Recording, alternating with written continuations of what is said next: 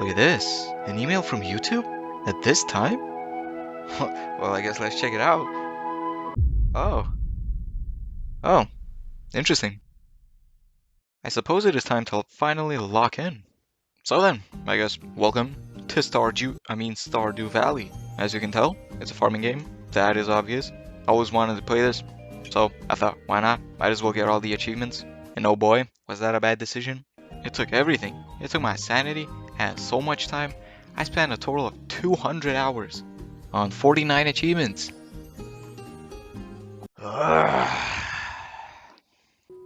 There's also like a fuck ton of lore, which I don't feel like explaining, but to get the gist of things, Grandpa left me a farm, and so I decided to take on that farm basically, right? And so I just went ahead, came to the town, got greeted by Robin, who's an absolute baddie.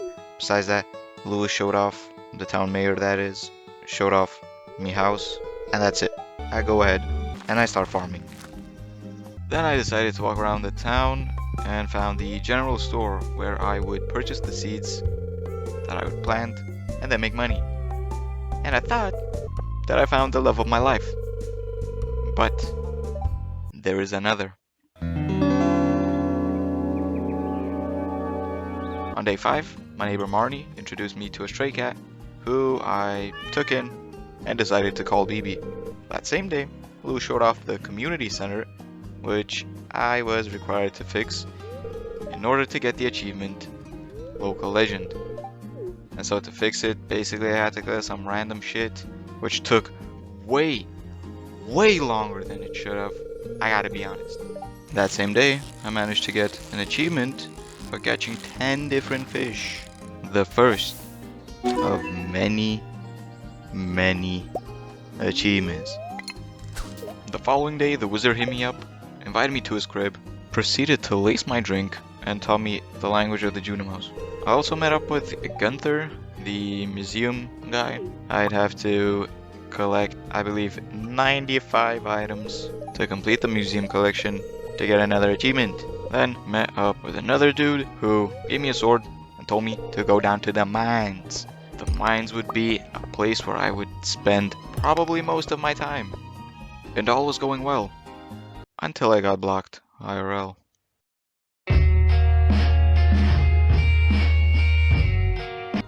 And just like that, it was the 13th, which meant there was a little festival. I got my strawberry seeds, and I came across something truly heartbreaking. 10 days later from my first achievement, I managed to snag my second one. 1 day later, I even got my third one. In those mines, I also read my first book, which I had to read 19 of. Which honestly wasn't that bad, fairly easy. That is of course if you have a wiki open 24/7. I then managed to trigger Haley's 2 hard event, which as you can see, your boy's making some moves. On one random sunny spring morning, Demetrius came to my house and offered to turn a little cave on my farm into a shroom or fruit cave. Sadly, there was no goon cave option, but I went with the shrooms. And just like that, it was the 24th of spring, which meant Flower Dance Day. And ya boy might have built up some confidence and asked Haley out to dance. And guess what? I got it done. I got it done so well, I even received an achievement. Right, so new season meant I had to purchase new seeds for some dollar bills. After helping out Alex, I got achievement number 5, which is 10% of the way there. Then, I managed to complete the mining bundle, giving me access to the minecarts, which if I'm being honest, I completely forgot about. Nobody gave me no tutorial, so I was like, I forgot, basically. Then I got 2 pretty unmissable awards. The community banded together, and we made some bombs too, which really delighted the governor. Robin then got done upgrading my house, and it was time to turn Haley into wifey. Well, not yet. More like whatever. Once again, Another unmissable. Once again, hung out with Haley. Spun around homeboy Linus's tent. He showed off how well he can work with some meat.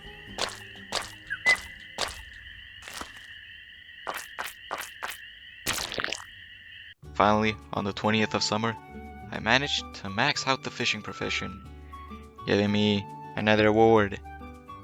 After which, achievements were coming in, left, right, and center. And I know what some of y'all might say? The Haleys? For the Valley? And simply put, I don't give a fuck. Me? Oh, I can fix her. Believe me. As you can see, here's your boy cooking. And you know, after that, I decided, fuck it, let's propose. And so I did. I got married. Willie then shows off his pretty impressive homunculus, I gotta say. Then came Stardew Valley Fair. Had 2 objectives for me: to get enough stars for the star drop, and to win, because I never lose. That's why I still have my... Then Haley hooked me up with a star drop, which is real good. I need that for an achievement. After all that, I completed another bundle, which repaired the bus and gave me access to the Calico Desert, as well as Sandy Shop, which was bomb. Basically had some shit that I needed if I wanted to get some money. The desert also had a few secrets, such as the Galaxy Sword. Then winter rolled around the corner. I managed to get achievements for simply being a decent human being. Then after that, winter didn't really give me anything. Nothing much came, except for Christmas, which was pretty fire. In year 2, we had Kent come back from the army, meaning there was another villager I had to max out my friendship with. Yippee! So then I completed 2 more bundles, giving me access to the greenhouse, which was huge. Right, so then I also got level 10 on all professions, which I thought was maxed out, but I was wrong, as there was another goon cave that had some very useful items. On day 19, I cooked some more food, which gave me achievement number 23. Also, went ahead and fixed up this tree stump that allowed this raccoon to move in, but I needed to further complete his quests in order for him to fully move in with his family, which was fine, because then his wifey opened up a shop that had some pretty nice trades. In quick succession, I received 5 achievements, 2 for friendliness, 1 for cooking, and another 2 for getting that bank.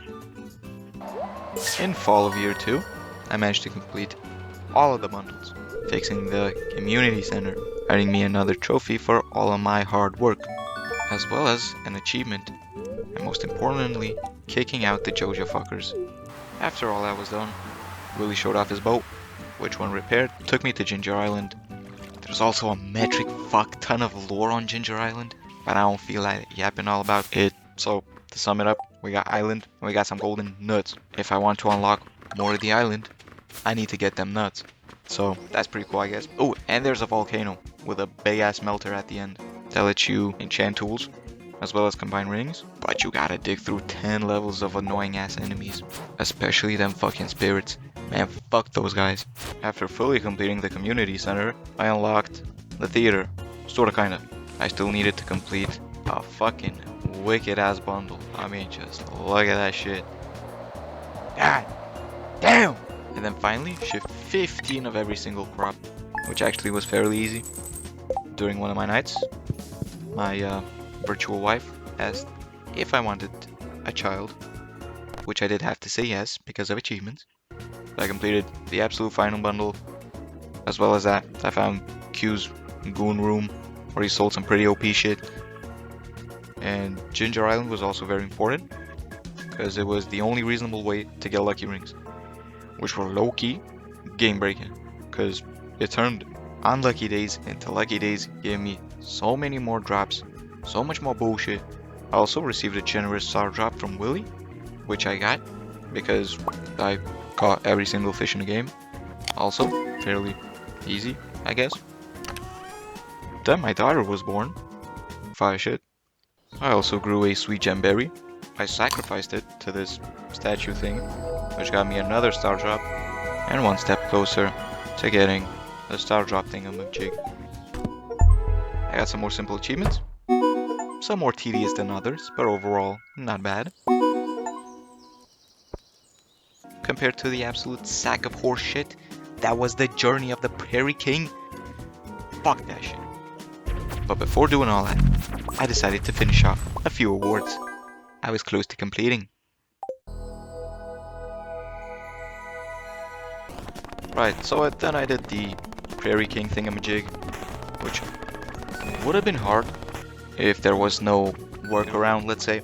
Thankfully, you can save your progress by going to sleep. Yeah. If I died, for example, I leave the game. I go back in. My progress is still there. Cause doing this shit legitly, I probably would have ended it all, if I'm being completely honest. And after a little while, I got both of the achievements for the minigame. One for no death and one for completing it. So that's about it. And another one for shipping every item in the game. I also got the raccoons to fully move in, giving me my 43rd achievement. Besides the golden clock, I needed to do a whole load of other stuff, which there's a whole list for, you can check out. So that did include befriending everybody, getting every cooking recipe, crafting everything, basically doing everything you can. And so before doing all that, I got some more achievements, popped them.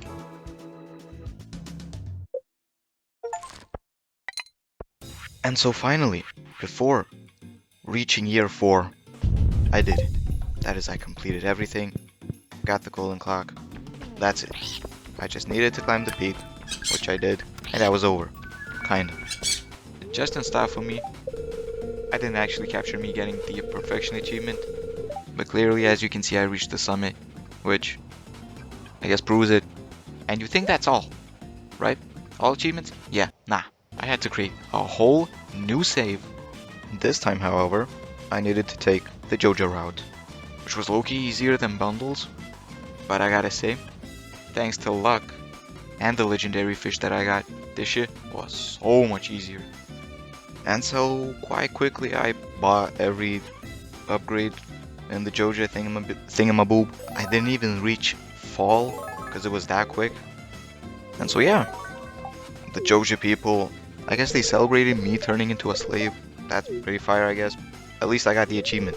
The actual final one. God fucking damn it. 200 hours down the drain. That is quite sad. Actually, at least I had some fun.